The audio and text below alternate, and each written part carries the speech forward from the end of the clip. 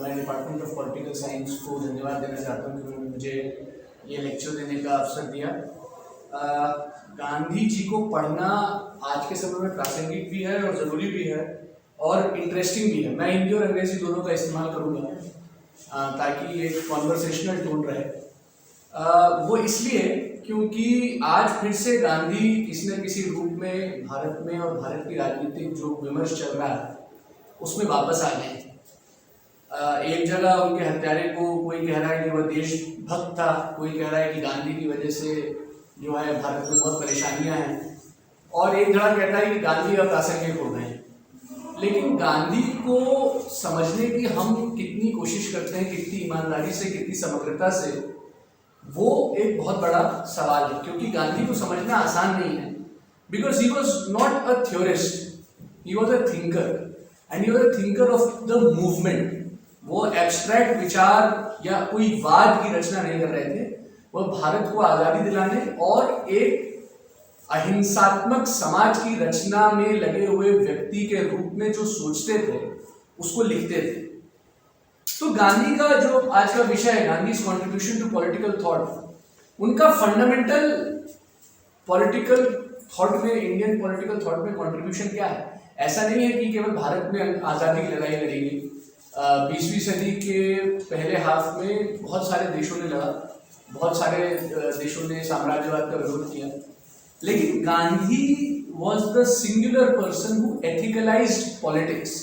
राजनीति को नैतिकता का आधार देना, नैतिकता पहले राजनीति और सत्ता बाद में, यह मूल स्थापित करने में गांधी का जितना योगदान है शायद दुनिया में और इतिहास में आधुनिक भारत के कोई नहीं, आधुनिक दुनिया के, भारत ही नहीं, आधुनिक इतिहास में कोई ऐसा व्यक्ति नहीं था गांधी के अलावा जिसने नैतिकता को पहले और सत्ता को बाद में रखने के लिए अपना जीवन दिया। और दूसरा, इंस्टीट्यूशनलाइजिंग कंसेंट, यानी रजामंदी से राज करना, सहमति से, चर्चा से राज करना, इसका जो उन्होंने अपने जीवन में अपनी प्रैक्टिस के थ्रू, अपने संघर्ष के थ्रू, अपने कथनों के थ्रू एक मिसाल रखी, उसके आधार पे डेमोक्रेटिक थ्योरी रिच हुई और भारत में डेमोक्रेसी स्थापित हुई। क्योंकि हमारे जो श्रोता हैं, हमारे जो स्टूडेंट्स हैं, उनको क्या होता है कि कई बार हम जब आज़ादी के बारे में पढ़ते हैं तो हम आज़ादी के आंदोलन में गिवन फैक्ट ले लेते हैं। जैसे 83 का वर्ल्ड कप तो हम जीते थे, जीतना ही था, लेकिन 183 रन फाइनल में बने थे और सामने विव रिचर्ड्स था, और आप जीत नहीं पाएंगे, जीतेंगे नहीं जीतेंगे, यहाँ तक कैसे पहुंचे? उस समय में इतिहास में जाके देखिए कि सब कुछ अनिश्चित था, किसी को मालूम नहीं था क्या होगा। ब्रिटिश साम्राज्य ऐसा साम्राज्य था जिसका सूर्य कभी अस्त नहीं होता था, ये कहा जाता था, और भारत उस ब्रिटिश साम्राज्य का क्राउन ज्यूल कहा जाता था। क्यों? क्योंकि सबसे बड़ा जो रेवेन्यू का सोर्स थे वो हम थे, और समूचे एशिया में जो स्ट्रेटेजिक इंपॉर्टेंस इंडिया की थी, मिलिट्री पर्पज से, नेवी पर्पज से, वो अंग्रेजी साम्राज्य के लिए और इंग्लैंड के लिए सबसे जरूरी थी। तो ऐसा नहीं था कि हमको आज़ादी मिलनी ही थी, और ये तो केवल मतलब कि एक इतिहास में जो आजकल एक धारणा बन गई है कि हाँ तो आज़ादी तो मिलनी थी, आज नहीं तो कल मिल जाती, वो तो मैटर ऑफ फैक्ट है, गिवन है। बिल्कुल नहीं, बिल्कुल इच्छा में नहीं थे। आखिरी तक जब 1940-42 में क्रिप्स मिशन और ये सब आए और विंस्टन चर्चिल प्रधानमंत्री बने अंग्रेजों के, तो उनका वक्तव्य था, जब उन पर प्रेशर पड़ता था कि आप भारत में बहुत जो है मूवमेंट चल रहा है, बहुत बड़ा आंदोलन चल रहा है आज़ादी का, इस पर आप पोजीशन लीजिए। जब उनका विपक्ष बोलता था तो वो बोलते थे, I have not become the her majesty's chief minister to oversee the liquidation of the British empire. British empire को खत्म करने के लिए मैं प्रधानमंत्री नहीं बना। ये 42-43 का कथन है। तो ऐसा नहीं था कि हमें आज़ादी मिलनी थी। उस भारत को आज़ादी कैसे मिली, उस समय को मैं आपको थोड़ा बताना चाहता हूं। सबसे पहले यदि गांधी की वैचारिक आपको यात्रा देखनी है, if you want to see the voyage of the philosophical voyage, the distance that Gandhi covered in his life time and what an exceptional human being he was, आपको समझना पड़ेगा कि उनका जन्म 1869 में हुआ, 1869, माने उसके एक दशक पहले बहादुर शाह जफर को एम्परर बनाने की लड़ाई चल रही थी। रिपब्लिकनिज्म छोड़ दीजिए, डेमोक्रेसी की बात छोड़ दीजिए, नेशनलिज्म की बात छोड़ दीजिए, एक मुगल राजा को वापस देश की गद्दी पे बिठा के राजा बनाने का संघर्ष चल रहा था। ऐसे माहौल में, ऐसे भारत में गांधी जन्म लेते हैं। वो एक बहुत ही असमान समाज था, बहुत ही अन्यायपूर्ण समाज था, बहुत ही जातिवाद पे आधारित समाज था और बहुत ही अंधविश्वास से भरा हुआ समाज था। ऐसे परिप्रेक्ष्य में, ऐसे समाज में, ऐसे समय में राजकोट में, पोरबंदर में पैदा होते हैं गांधी जी। और वो एक बनिया कम्युनिटी में पैदा होते हैं, एक एलीट कम्युनिटी में पैदा होते हैं। और अमूमन उस समय जो एलीट होता था उस समय का, वो इंग्लैंड की तरह अंग्रेज बनने की कोशिश करता था। तो उनको भी पढ़ा लिखा कि इंग्लैंड भेजा गया, वहां पे वो बैरिस्टर बने, उन्होंने लॉ की पढ़ाई की। और इंग्लैंड में पहली बार उन्होंने इंडस्ट्रियल सिविलाइजेशन को देखा। भारत में इंडस्ट्री तो 1911, 1912, 20वीं सदी के पहले और दूसरे और तीसरे दशक में आए। उसके पहले इंडस्ट्री नहीं थी, लेकिन इंडस्ट्रियल रेवोल्यूशन इंग्लैंड में आ गया था। गांधी जब इंग्लैंड गए तो उन्होंने इंडस्ट्रियल सिविलाइजेशन और इंडस्ट्रियल सोसाइटी को पहली बार करीब से देखा। और जो पूंजीवादी समाज है, पूंजीवादी व्यवस्था है, उसको पास से देखा। कैसे चाइल्ड लेबर होता था, कैसे मास प्रोडक्शन होता था, कैसे अनएम्प्लॉयमेंट होता था, कैसे छोटे छोटे बच्चों को चिमनी साफ करने के बहाने काम कराया जाता था और उनको एक बीमारी हो जाती थी जिसका लाइलाज होती थी, जो लाइलाज बीमारी, जिसको आगे पता चला कि वो कैंसर था। उस समय पता भी नहीं था। ऐसे विषम समाज को, ऐसे पूंजीवाद के विषम चेहरे को देख के वो वापस आए। इंग्लैंड में उनका पहला एक जो है कैपिटलिज्म से एक ब्रश हुआ। और उसके साथ साथ क्रिश्चियनिटी और क्राइस्ट से भी उनका पहली बार जो एक संवाद चालू हुआ वो ब्रिटेन में हुआ। और ये आजीवन उनका संवाद क्रिश्चियंस और क्रिश्चियनिटी से लगातार चलता रहा। बहुत असहमति रही, बहुत सहमति रही, वो मैं आगे बताऊंगा कि कैसे हुआ। इसके बाद वो साउथ अफ्रीका गए। अभी भी कोई राजनीति करने का उनका कोई शौक नहीं था। वो वहाँ पे जो भारतीय मूल के जो लोग थे, जो बड़े बिजनेसमैन थे, उनके इंटरेस्ट को सिक्योर करने के लिए वहाँ पे गए। और जैसे कि सबको मालूम है कि एक ट्रेन में जब वो जा रहे थे, उनको लगा कि वो ब्रिटिश एम्पायर के सब्जेक्ट हैं, लॉयल सब्जेक्ट हैं, सब कुछ मानते हैं और उनके ऊपर तो अपार्थाइड नहीं लागू होगा। और जब वो फर्स्ट क्लास की टिकट खरीद के बैठे, उनको बाहर फेंका गया। पहली बार निजी तौर पर इनजस्टिस, इनडिग्निटी झेलना पड़ी उनको समझ में आया कि ह्यूमन डिग्रेडेशन क्या होता है। और उसके खिलाफ उन्होंने राजनीति करना शुरू की कि इंसान को इंसान के बराबर क्यों नहीं माना जाता, हर इंसान में समानता क्यों नहीं है, हर इंसान की समान डिग्निटी क्यों नहीं है। ये फंडामेंटल क्वेश्चन था जो उनकी जीवन की, राजनीति की पूरी धारा को जिसने तय की।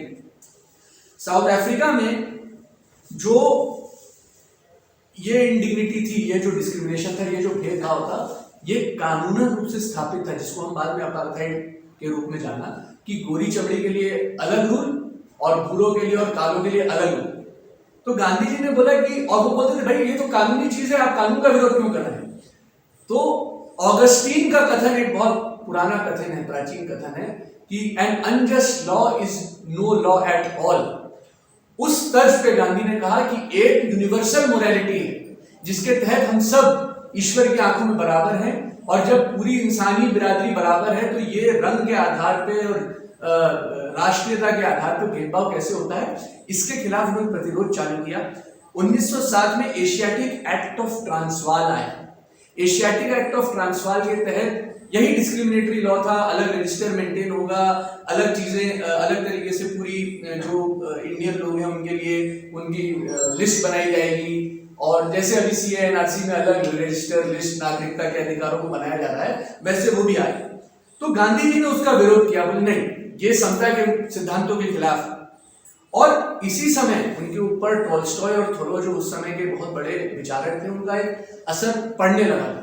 तो उन्होंने टॉल्स्टॉय फार्म करके एक कम्युनिटी बनाई। वो कभी शहर में नहीं रहते, वो एक कम्युनिटी बनाते थे, वो कम्युनिटी को आश्रम कहते थे और उसमें रहते थे, क्योंकि वो चाहते थे कि इंडस्ट्रियल सोसाइटी में जो एक इंटरेक्शन होता है, जो सतही इंटरेक्शन होता है, जो मुनाफे के आधार पे होता है, जो एक्सचेंज के आधार पे होता है, वो मानवतावादी एक्सचेंज नहीं, ऑथेंटिक एक्सचेंज नहीं। ऑथेंटिक एक्सचेंज छोटी कम्युनिटी में बिना प्रॉफिट मोटिव के यदि होगा तो प्रेयर कम्युनिटीज बनाते थे। उसमें लोग अपना काम खुद करते थे, ब्रेड लेबर करते थे, छोटी खेती करते थे, किसानी करते थे और पूजा प्रार्थना आराधना करते थे। ये टॉल्स्टॉय फॉर्म का बेसिक सत्याग्रहियों का पहला समूह था। और ये जो ट्रांसवाल का एशियाटिक एक्ट आया उसके खिलाफ उन्होंने सत्याग्रह किया, उसमें उनको जेल जाना पड़ा, उन्होंने लोगों को इकट्ठा किया, लेकिन अंत में नॉन वायलेंट प्रोटेस्ट का ये पहला और सबसे ज्यादा सफलतापूर्वक एक उन्होंने एक्सपेरिमेंट किया और ये दुनिया भर में आग की तरह खबर फैल गई कि एक भारतीय लॉयर ने ब्रिटिश साम्राज्य को साउथ अफ्रीका में झुका दिया है, और वो भी अहिंसात्मक ढंग से। ऐसा पहले कभी हुआ नहीं था। बहुत लोगों ने बंदूकें उठाई थी अंग्रेजी साम्राज्य के खिलाफ, लेकिन अंग्रेजी साम्राज्य बंदूक के सामने नहीं झुका था। गांधी का अहिंसात्मक सत्याग्रह के सामने पहली हार हुई और दुनिया भर में ख्याति फैल गई। उसके बाद 1915 में वो वापस आते हैं भारत, और भारत में बहुत उनकी ख्याति उनसे पहले पहुंच गई थी कि भाई ये कौन व्यक्ति है जिसने अंग्रेजी सरकार को साउथ अफ्रीका में हराया है, जो अहिंसा की बात करता है, सत्याग्रह की बात करता है, ये किस टाइप का आदमी है। और इवन जो कांग्रेस के लोग थे उनको बड़ी शक और शुरू से देखते थे कि ये कैसा ये बोलता है कि भाई जो है अहिंसा करो, अस्तेय करो, नॉन पोजेशन, गरीबी में रहो, पॉवर्टी में रहो, इंडस्ट्री से दूर रहो, ये कैसा व्यक्ति है, ये कैसे आज़ादी दिलाएगा। और जब वो आए थे तो वो आज़ादी के आंदोलन में सीधे कूदने के लिए भी उन्होंने नहीं सोचा था। उन्होंने सोचा था कि मैं गुजरात का, गुजराती भाषा का और उसकी सोसाइटी की सेवा करूंगा, आश्रम में रहूंगा और अपना सत्याग्रह के साथ जो मेरे एक्सपेरिमेंट है वो जारी रखूंगा।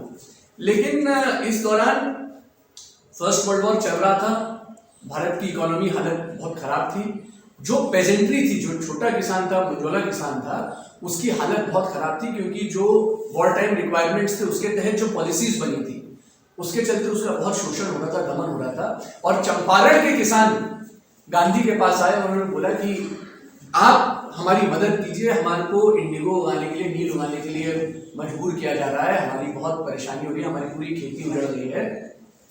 तो गांधी जी उनके न्योते पे गए और उन्होंने बोला कि उन्होंने देखा कि ये तो सरासर नाइंसाफी है, ये किस तरह के लॉ जो है वो थोप दिए गए हैं लोगों को। और उसका उन्होंने सविनय अवज्ञा, नॉन वायलेंस, अहिंसा से पहली बार सत्याग्रह किया। इसके पहले जो 1915 का भारत था उसमें जो राजनीति होती थी वो कॉन्स्टिट्यूशनलिस्ट राजनीति होती थी, कि क्योंकि जो कांग्रेस का और जो भारत का एलिट था, जो राजनीतिक एलिट था, वो मूलतः वेस्टर्नाइज्ड एलिट था, लॉयर था, वो पिटीशन करता था, कॉन्स्टिट्यूशनलिस्ट रहता था।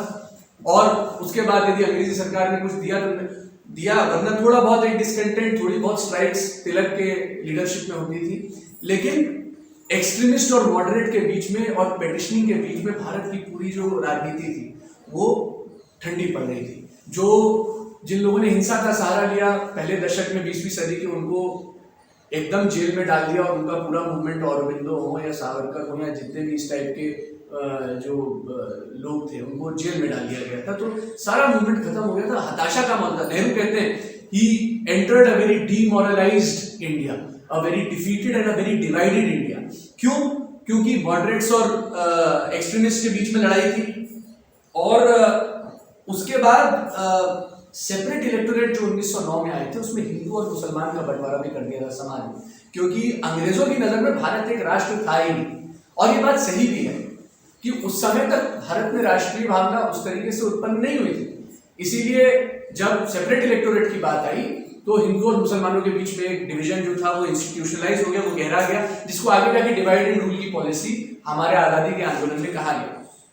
तो इस डिवाइडेड इंडिया में गांधी आते हैं, चंपारण में सत्याग्रह करते हैं। वो पिटीशन नहीं करते कि केवल पिटीशन देने से सरकार को आपको अधिकार नहीं मिलेगा, यदि आपके साथ अन्याय हो रहा है तो आपको सड़क पर उतर के अहिंसात्मक ढंग से सत्याग्रह के जरिए आपको नैतिकता स्थापित करनी पड़ेगी, आपको अन्याय के खिलाफ लड़ना होगा। ये उन्होंने डेमोन्स्ट्रेट किया। जब चंपारण में वो जीते तो वो राष्ट्रीय पटल पे सबसे बड़े नेता। 1918 में जलियांवाला बाग की जो मॉन्स्ट्रोसिटी हुई, जो अहिंसात्मक ढंग से लोग प्रदर्शन कर रहे थे उनको गोली मारी, उससे पूरा भारत सिहर उठा था। और जो रोलैट एक्ट आया उसके बाद, जो फर्स्ट वर्ल्ड वॉर के बाद, तो उसमें जो आज का आफ्स्पा जैसे नहीं है कि आपको कोई नागरिक अधिकार नहीं, कोई सिविल अधिकार नहीं, आपको जो है इलीगल डिटेंशन में रख दिया जाएगा, उसकी कोई सीमा नहीं है। तो इस टाइप के जो लॉ भारत पे थोप दिए गए थे, और उसी समय खिलाफत का आंदोलन भी चल रहा था ऑटोमन एम्पायर। तो इन सब की खिलाफत में गांधी जी ने पहली बार नॉन कोऑपरेशन का कॉल दी।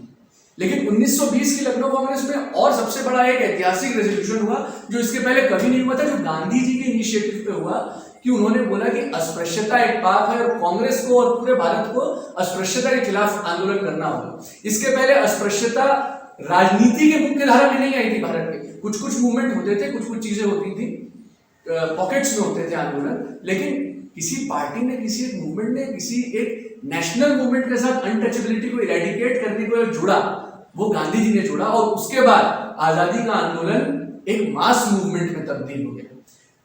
जो नॉन कोऑपरेशन मूवमेंट हुआ वो भारत की पहली आजादी के आंदोलन का देशव्यापी आंदोलन था। It was a first pan India movement which was led by Gandhi and it was totally non violent.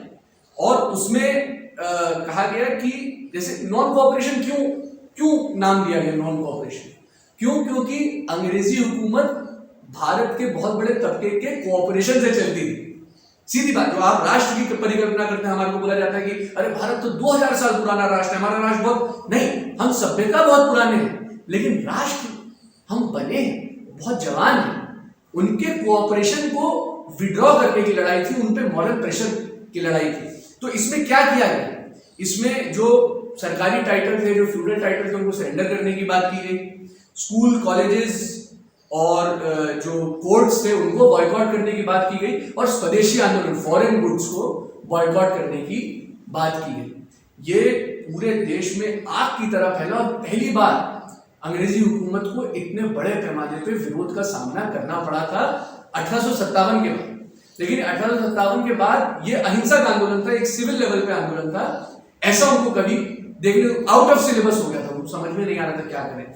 उसके बाद लेकिन क्योंकि हर जगह दमन चल रहा था, हर जगह लोकल डायनामिक थे, तो कई जगह हिंसा की घटनाएं आने लगी। और गांधी जी के लिए उनके फ्रेमवर्क में जो मैं बोलना चाहता हूं, अहिंसा, नॉन वायलेंस वाज फंडामेंटल। तो जब अहिंसा हुई तो उन्होंने बोला कि नहीं, अभी हम आजादी के लिए तैयार नहीं। क्यों?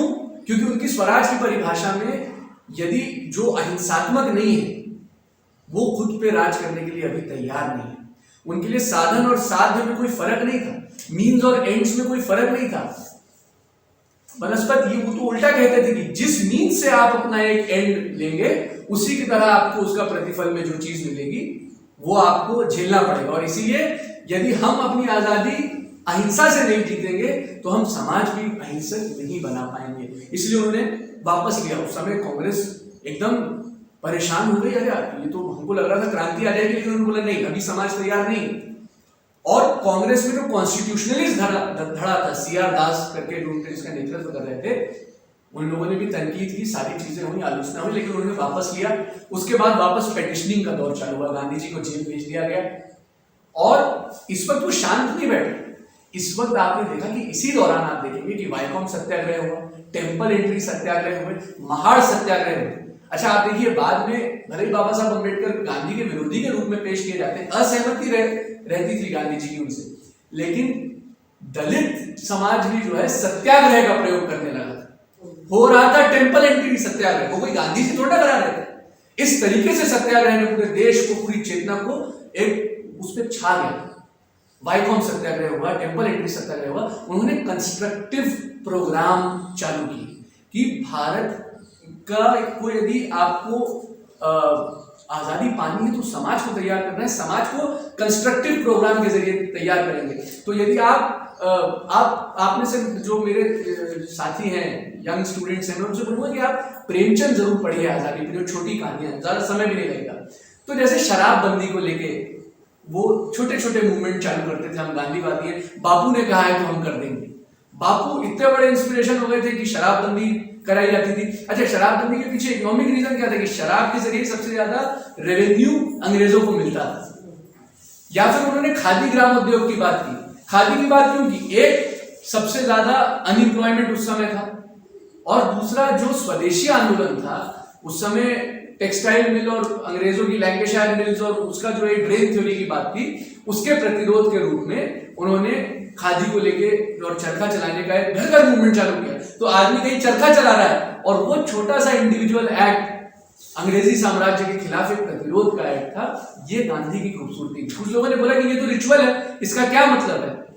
उन्होंने बोला नहीं, हर समय आदमी और समाज आंदोलित नहीं हो सकता, हमें रचनात्मक काम भी करते रहने पड़ेंगे और चरखा और खादी इसका प्रतीक है। इसका ये मतलब नहीं है कि जिसके पास गेनफुल एम्प्लॉयमेंट है, जो जिसको अच्छी नौकरी मिली हुई है, वो भी चरखा चलाएगा, उसको थोड़े समय के लिए चरखा चलाना चाहिए, लेकिन बाकी लोगों को चरखा चलाना चाहिए, खादी बनाना चाहिए और हम लोग को खादी खरीदनी चाहिए। इससे एक इकोनॉमिक व्यवस्था, एक इकोनॉमिक इंडिपेंडेंस आएगी, इकोनॉमिक जो डिपेंडेंस अंग्रेजी सामान पे है वो हटेगी।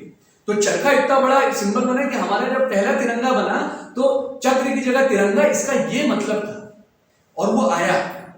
उसके बाद ये कंस्ट्रक्टिव वर्क के बाद बारडोली में सत्याग्रह 1928 में फिर से जो इकोनॉमिक पॉलिसी थी, जो एक एग्रेरियन डिस्ट्रेस थी, वो बढ़ी और 1928-29 में साइमन कमीशन आया। साइमन कमीशन में इंडियन रिप्रेजेंटेशन का प्रावधान नहीं रखा। तो जो गांधी जी ने कहा था कि यदि हमारे बारे में कानून बनेगा, हमारे फैसले का, हमारे मुस्तकबिल का यदि फैसला होगा, तो हमारी सहमति और हमारे परामर्श के बिना कैसे हो सकता है? पूरा देश मिल से आंदोलित हुआ और इस बार 1930 को उन्होंने ऐतिहासिक दांडी मार्च निकाला।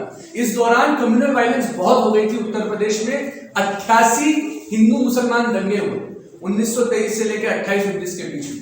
गांधी 1926 में एक साल ईयर ऑफ साइलेंस कहा जाता है, उन्होंने कोई पॉलिटिकल एक्टिविटी नहीं की, केवल कंस्ट्रक्टिव एक्टिविटी, लिखना पढ़ना और अपने आश्रम में चलना और लोगों से संवाद करना, ये जारी रखा।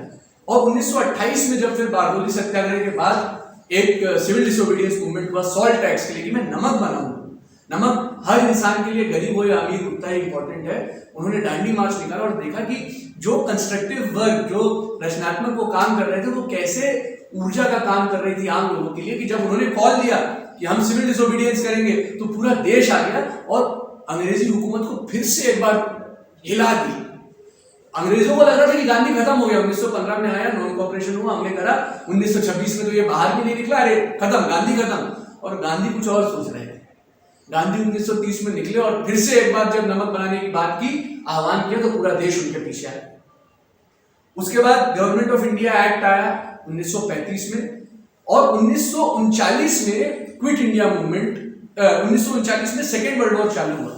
सेकेंड वर्ल्ड वॉर में जापान हमारे पूर्वी तट पे अटैक करने लगा। उस समय भी बहुत डिवीजन हो गया क्योंकि लोगों को समझ में नहीं आ रहा था कि किस तरह इसको रिस्पॉन्ड करें।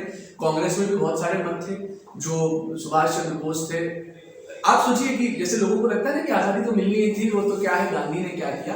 आप सोचिए 1939 तक तो अंग्रेजों को ही नहीं मालूम था कि हिटलर वॉर कर देगा, क्योंकि नेविल चेम्बरलिन जब गए तो उनको लग रहा था कि उन्होंने तो मतलब कि वॉर टाल दिया।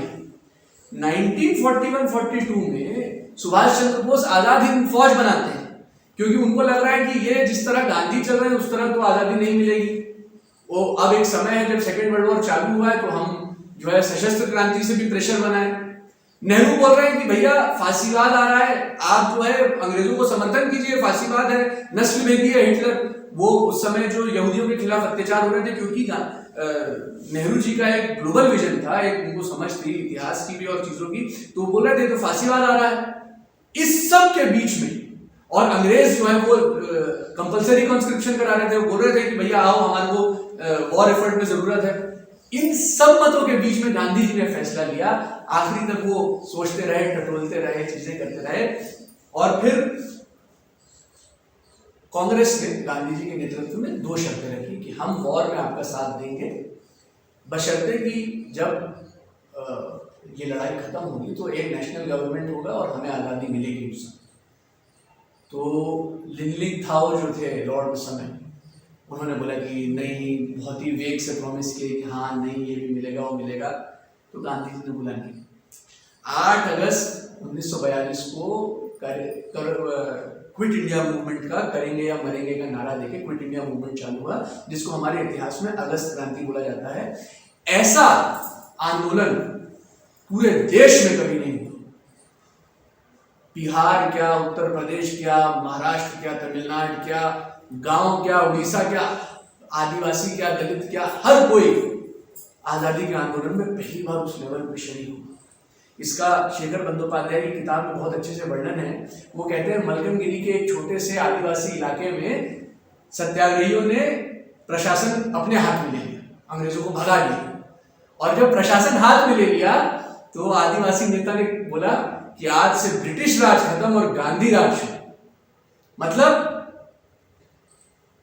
गांधी राज का मतलब स्वराज, गांधी मतलब आजादी, उसका प्रतीक बन गए थे। ना वो जिन्ना का राज था, ना वो सावरकर का राज था, ना वो किसी का राज था, वो गांधी का राज था।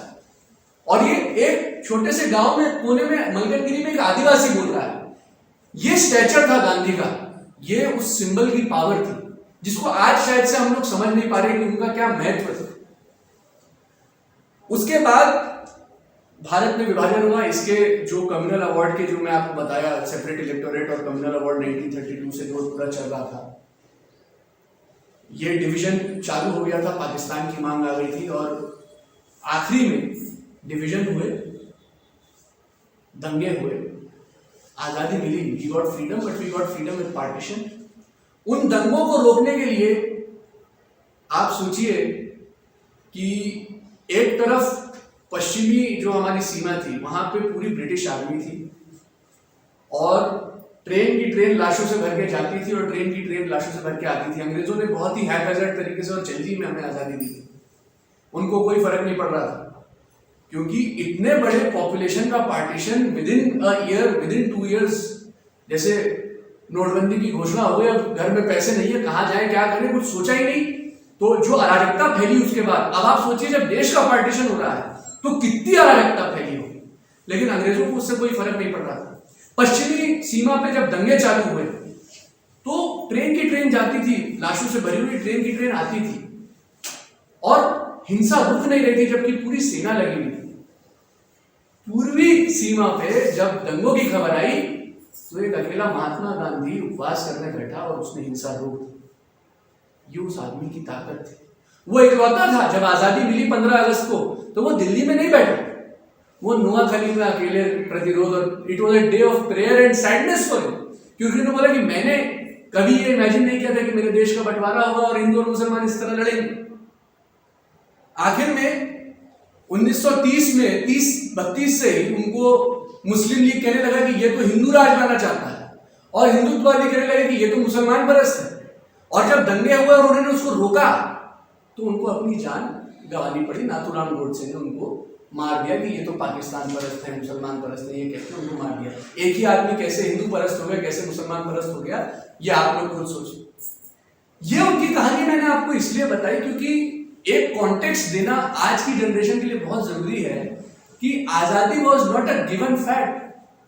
आजादी गांधी के सत्याग्रह के आधार पर मिली और सत्याग्रह और अहिंसा उनकी पॉलिटिकल थॉट का बेसिस है, जिसके आधार पे इस देश की नैतिकता बनी। क्योंकि हर जो संरचना होती है पॉलिटिकल, उसका एक नैतिक आधार होता है, उसका एक राजनीतिक अधिकार आधार होता है, वो तो सही बात है, लेकिन उसका एक नैतिक आधार होता है और वो गांधी ने हमें दिया।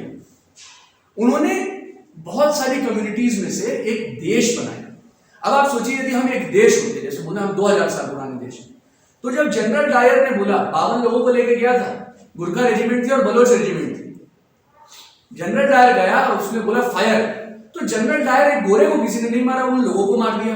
क्यों? इसलिए नहीं क्योंकि वो मर्सनरी थे, इसलिए नहीं क्योंकि वो जो है वो ग्रीडी थे, वो लालची थे, नहीं, वो इसलिए क्योंकि बंधुत्व का भाव नहीं था। There was no fellow feeling, there was no citizenship. ये मेरे लोग हैं, मैं इन पर गोली कैसे चला सकता हूँ, एक गोरे के कहने पे मैं इन पर गोली, क्योंकि राष्ट्र की भावना उस तरीके से थी नहीं। हम ये गांधी जी का सत्याग्रह और गांधी जी के द्वारा चलाया हुआ नेशनल आंदोलन था जिसने हमें एक राष्ट्र के रूप में पिरोया।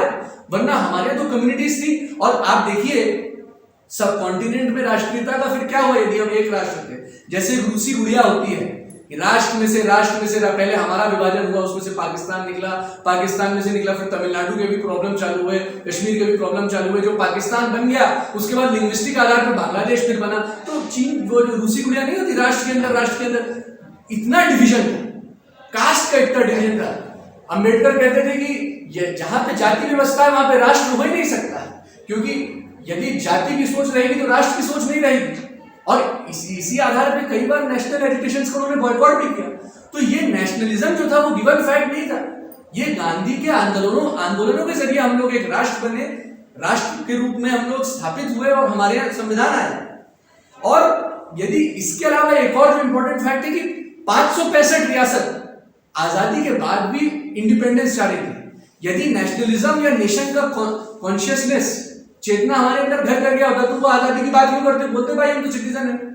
उसमें से कई को तो डंडे मार के हमारे अंदर विलय करना पड़ा, जिसके चलते जो है पटेल को आयरन मैन ऑफ इंडिया की उपाधि मिली। तो ये जो एक फ्रैगमेंट कम्युनिटी, कास्ट, रिलीजन में बटा हुआ एक सोशल फॉर्मेशन था, उसको गांधी ने अपनी तपस्या के थ्रू, अपने सत्याग्रह के थ्रू और आखिर में अपने शहादत के थ्रू एक देश में दिया।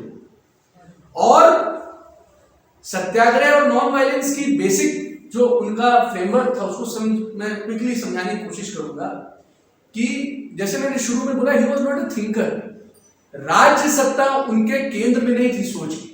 He was a thinker and he was a, if at all he was a theorist, he was a theorist of society, not of the state. State was not important, the society was important. तो क्योंकि वो एक coordinated, एक बहुत ही sanitised और systematic thought theory नहीं देना चाहते थे। एक बार सर्वपल्ली राधाकृष्णन ने बोला कि सिस्टमैटिक थ्योरी क्यों नहीं देते, तो उन्होंने राधाकृष्णन को बोल दिया कि तुम्हें इच्छा है मेरा इतना गांधीइज्म बनाने का तो तुम बनाओ, मैं तो जो समय होता है उस पे सत्य, अहिंसा और सत्याग्रह के जो मेरे टेस्ट हैं हर कॉन्टेक्स्ट में उसको अप्लाई करता हूं, और जो सबसे ज्यादा मेरे को मॉरल पोजीशन लेती है वो लेता हूं। मेरे को कंसिस्टेंट नहीं होना है, मुझे इनकंसिस्टेंट ही रहना है, क्योंकि मेरे लिए संवाद ज्यादा इंपॉर्टेंट है, निरंतरता नहीं। और संवाद इतना प्राथमिक था, इतना केंद्र में था उनके सोच के, वो इसलिए क्योंकि वो उनके लिए रिलीजन और पॉलिटिक्स में फर्क नहीं है। रिलीजन, पॉलिटिक्स, एथिक्स, नेशन सब एक। वो जो वेस्टर्न सेक्युलरिज्म का कॉन्सेप्ट है स्टेट और सोसाइटी, रिलीजन के बीच में डिवीजन, वो नहीं मानते। लेकिन उनका रिलीजन और उनकी पॉलिटिक्स भी इसलिए बहुत अलग थी। वो इसलिए क्योंकि वो बोलते थे किसी धर्म के आधार पे, किसी सेक्ट के आधार पे, किसी ट्रेडिशन के आधार पे भगवान को वो नहीं सोचते थे। वो बोलते थे कि गॉड इज नॉन डिनोमिनेशनल, दिव्यता के रूप में भगवान को देखते थे, किसी धर्म के आधार पे, किसी आइडेंटिटी के आधार पे नहीं कि अल्लाह और मोहम्मद और राम और वो क्राइस्ट, इन सबको अलग नहीं मानते थे। वो एक समग्र दिव्यता का अंश मानते थे। और वो बोलते थे truth is God, God is truth and truth is God. और वो कहीं रिचुअलिटी प्रैक्टिस नहीं करते थे, ज्यादा मंदिर में नहीं जाते थे, वो प्रेयर करते थे, वो पूजा नहीं करते, वो प्रभु की आराधना करते थे, लेकिन कभी उन्होंने कर्मकांड नहीं किया।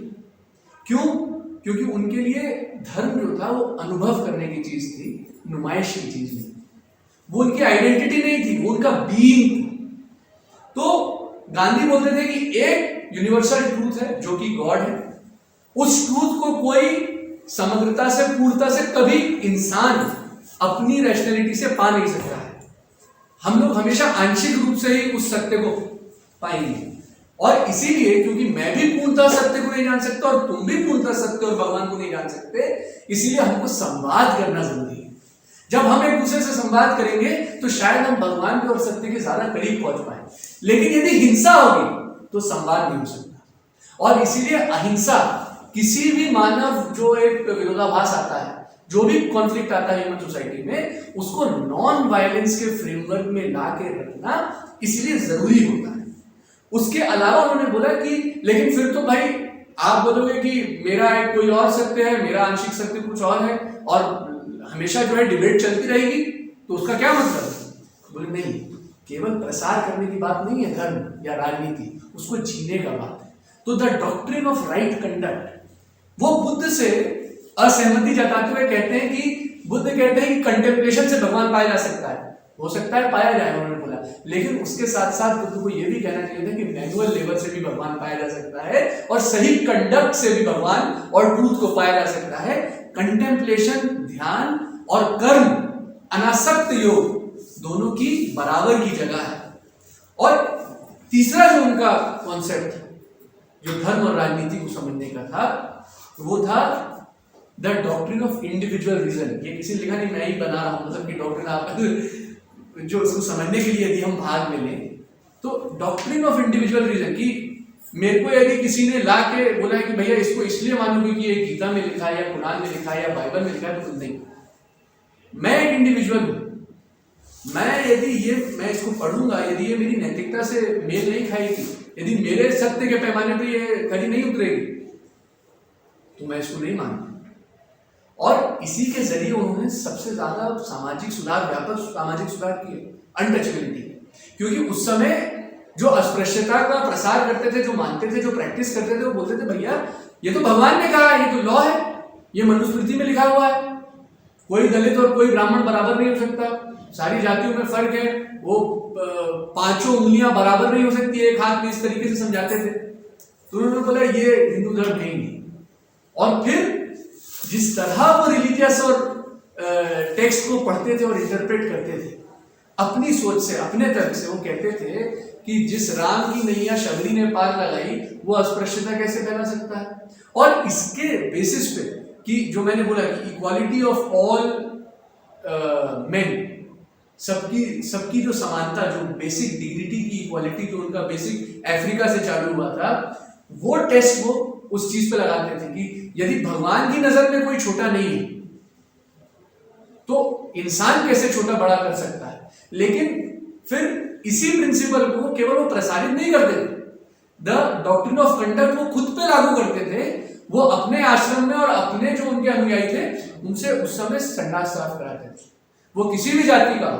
और ये बहुत बड़ी चीज थी उस समय, मतलब उस समय ऐसा होता था कि यदि आपने देख मात्र लिया या स्पर्श मात्र हो गया तो नहाने के लिए बोला जाता था, कर्मकांड कराए जाते थे। इस तरीके से हमारे यहाँ सुपरस्टिशन थे। ऐसे समाज में उस व्यक्ति ने अपनी बीवी से लड़ाई कर ली और बोला कि नहीं करना पड़ेगा। और उस समय ये बताना जरूरी है, इंपॉर्टेंट है कि फ्लश नहीं हुआ करते थे, सारी जो गंदगी थी वो कलेक्ट की जाती थी और फिर एक व्यक्ति उसको सब लेता था, बटोरता था और फेंक के आता था। और वो किसी भी जात का हो, गांधी जी उससे कराते थे। इस पे आगे जाके अंबेडकर से मतभेद हुए, लेकिन उस समय के हिसाब से बहुत रेडिकल चीज थी, रेडिकल प्रयोग था। और इसको लेके उनको बहुत विरोध भी झेलना पड़ा, उनका बहिष्कार हुआ, उनका सामाजिक बहिष्कार हुआ। उनके जो लोग थे, उनको जो उनके अनुयायी थे, उन्होंने बोला कि हम तुम्हें नहीं मानते थे, तुम हम पे अस्पृश्यता से लड़ने का जो है बंधन डालोगे। तो उन्होंने बोला मुझे फर्क नहीं पड़ता, यदि मैं अकेला भी सत्य बोलूंगा और मैं अकेला आखिरी रह जाऊंगा तब भी मैं लड़ूंगा। और ये आंदोलन इस तरह से इस जाति पे आधारित जो बटी हुई सोसाइटी है उसमें अस्पृश्यता का आंदोलन चला। जो आर्टिकल 17 कॉन्स्टिट्यूशन में आया फंडामेंटल राइट के रूप में बन के, वो गांधी ने बोला, गांधी के जो उनके एफर्ट्स थे उसके कारण आया। और आखिरी जो उनको धर्म और राजनीति को देखने का और समाज को देखने का उनका जो डॉक्ट्रिन था वो था doctrine of equality of all religions. यदि आप कभी आपको मौका पड़े तो आप बिल्कुल सेवाग्राम जाइएगा। सेवाग्राम आश्रम में जो उनका कमरा है उसमें तुलसी की रामायण, कुरान और बाइबल तीनों रखे जाते थे। और जो भी जिस भी धर्म का आदमी उनके आता था, पहले तो बहुत कठिन होता था कि आप उनके जो नॉन पोजेशन, चैस्टिटी और जो व्रत होते थे आश्रम में रहने के वो पूरे करो। लेकिन यदि वो पूरे कर लोगे तो आपको क्या करना होगा, वहां पे मैनुअल लेबर होता था, प्रभु की आराधना होती थी, चरखा चलाया जाता था, उद्योग किया जाता था, छोटी छोटी ऐसी चीजें होती थी, कंस्ट्रक्टिव वर्क होता था। तो तुलसी की रामायण, बाइबल और गीता, आप जिस धर्म के हैं पहले अपने धर्म को सबसे अच्छे से समझिए, पढ़िए, उसमें सहिष्णुता, अहिंसा और सौहार्द के जो अंश हैं उनको लाइए, उनको आत्मसात कीजिए, उनको प्रैक्टिस में लाइए। उसके बाद दूसरे का धर्म पढ़िए और संवाद कीजिए। ये उनका इक्वालिटी ऑफ ऑल रिलीजन्स का कॉन्सेप्ट है, जिसके लिए वो आखिरी तक लड़े, आखिरी सांस तक उनको करना पड़ा। वो जब बोलते थे कि यज्ञ क्या होता है, यज्ञ एक रिचुअल नहीं होता है। यदि तुम्हें यज्ञ को समझना है तो तुम प्रभु ईसा मसीह की जिंदगी देखो। कैसे उस व्यक्ति ने अपने लोगों के लिए वो सफर किया, वॉलेंटरीली सफर किया, नॉन वायलेंटली सफर किया और अंत में सर्वस्व निछावर कर दिया ताकि जो उसके अनुयायी हैं, उसके जो लोग हैं, वो मुक्ति पा सके, किंगडम ऑफ हेवन में जगह पा सके। उसने किसी पे हिंसा नहीं की। बोले ये यज्ञ की परिभाषा है। यदि यज्ञ समझना है तो यीशु की जिंदगी पर। उसी तरह एक बहुत इंपॉर्टेंट उदाहरण है जो मैं आपके साथ शेयर करना चाहता हूं कि इंडिविजुअल रीजन, अपना इंटरप्रिटेशन उनके लिए कितना इंपॉर्टेंट था। जो गीता का उनका संवाद है, गीता के संवाद को उन्होंने बोला कि ये तो सबसे ज्यादा नॉन वायलेंस का प्रसार करने वाला टेक्स्ट। तो सबने बोला अरे कृष्ण तो बोल रहा है कि भैया तुम मारो, ये पूरा डायलॉग ही उस पे है कि तुम छोड़ो, सही काम के लिए यदि मारना है तो मार दो, हिंसा कर दो, कोई फर्क नहीं पड़ता। सब लोग सावरकर और उनकी डिबेट हो गई उसमें। अब मजे की बात मैं आपको बताता हूं, हिटलर का जो नंबर 2 था, हाइनरिच हिमलर, जिसने कंसंट्रेशन कैंप बनाए और फाइनल सोल्यूशन जिसके तहत जूस को पकड़ पकड़ के कंसंट्रेशन कैंप में डाल के या तो लेबर कराया गया या फिर मास मर्डर करा गया उनका, वो भी हमेशा गीता साथ में लेके घूमता और बोलता था कि देखो हमारी वेस्टर्न तो फिलॉसफी छोड़ो, इंडियन फिलॉसफी में कहा गया है कि यदि सही चीज के लिए मारना पड़े तो मारना सही है, सब भगवान की मर्जी हो रही है। सावरकर भी इसी उससे चलते थे भाई तो यदि धर्म के लिए मारा तो मार दिया।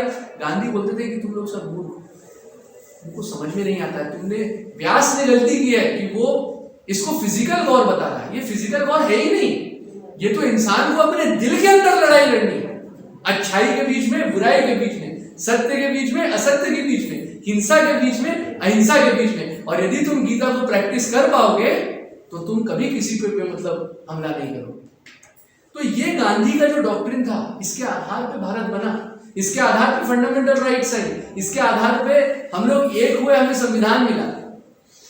और सत्याग्रह का जो उनका कॉन्सेप्ट था, सत्याग्रह बेसिकली जो उनका था, जो मैंने आपको बताया, ये यूनिवर्सल मोरालिटी, और उस मोरालिटी के अगेंस्ट यदि सरकार भी जाती है और बिना हमारी सहमति के, बिना हमारे कंसेंट के जाती है, तो ये हमारा ऑब्लिगेशन है कि हम उस पर उसका विरोध करें, अहिंसात्मक ढंग से विरोध करें। क्यों? क्योंकि हो सकता है हम भी गलत हो, जिसको मैं कॉन्स्टिट्यूटिव एग्नोस्टिसिज्म कहता हूं।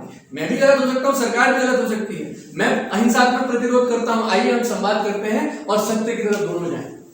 सत्याग्रही जो होता था वो अपना जो तथाकथित जिसका वो विरोध कर रहा है उस पर भी हिंसा है, उसका बुरा नहीं करना चाहता था, उसको क्षति नहीं पहुंचाना चाहता था, उसको हानि नहीं पहुंचाना चाहता था, वो उसमें भी खुद का अंश देखता था।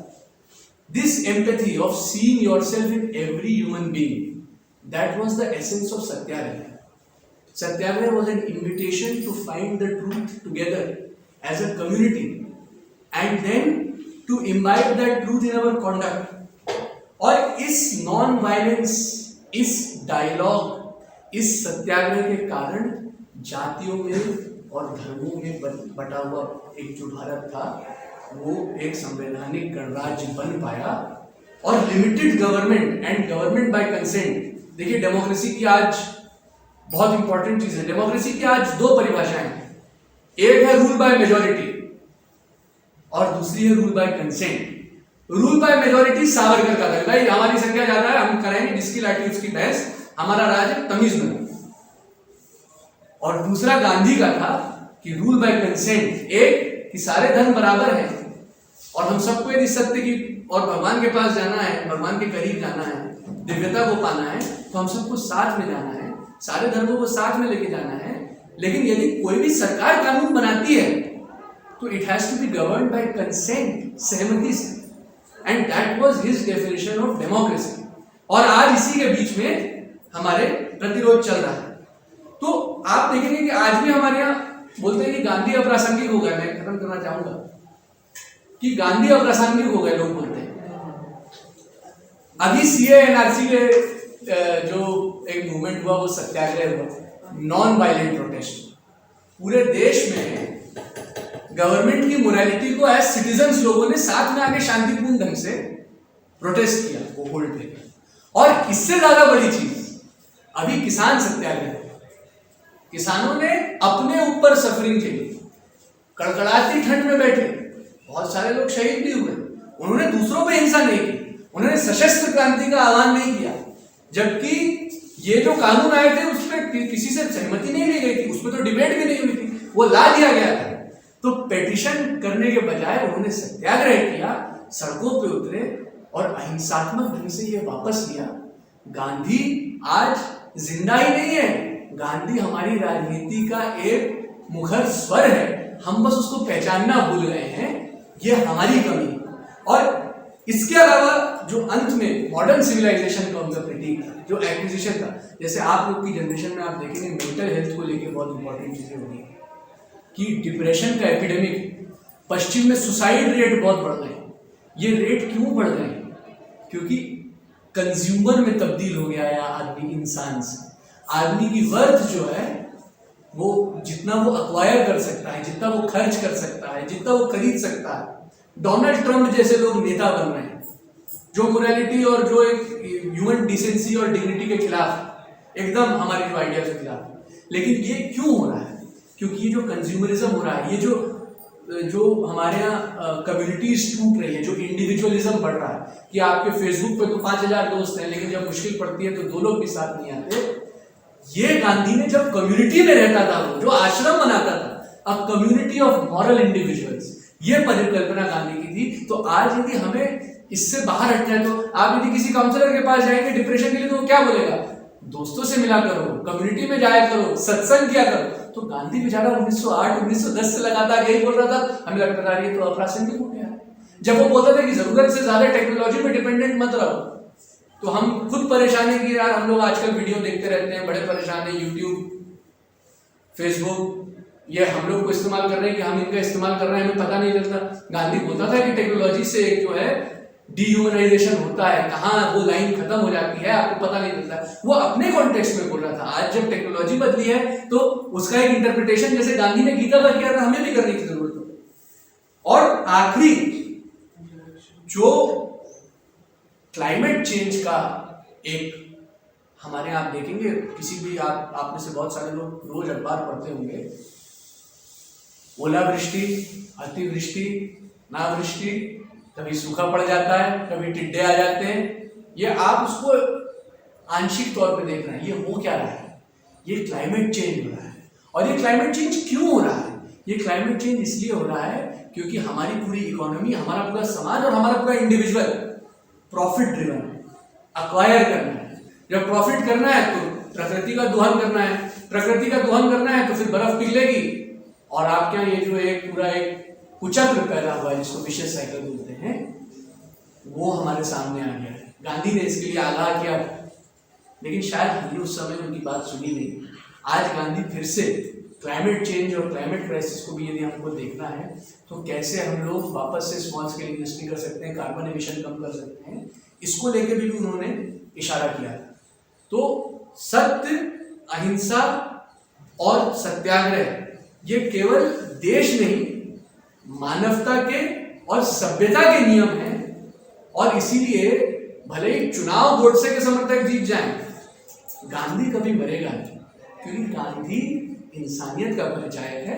गांधी हमेशा वापस आएगा। शायद 1926 के ईयर ऑफ साइलेंस की तरह गांधी शांत हो गए थे, लेकिन धड़धड़ा के सिविल डिसोबीडियंस की तरह वापस आने वाले हैं। आप देखते जाए। शुक्रिया। अब विद्यार्थी पूछना चाहते हैं कुछ तो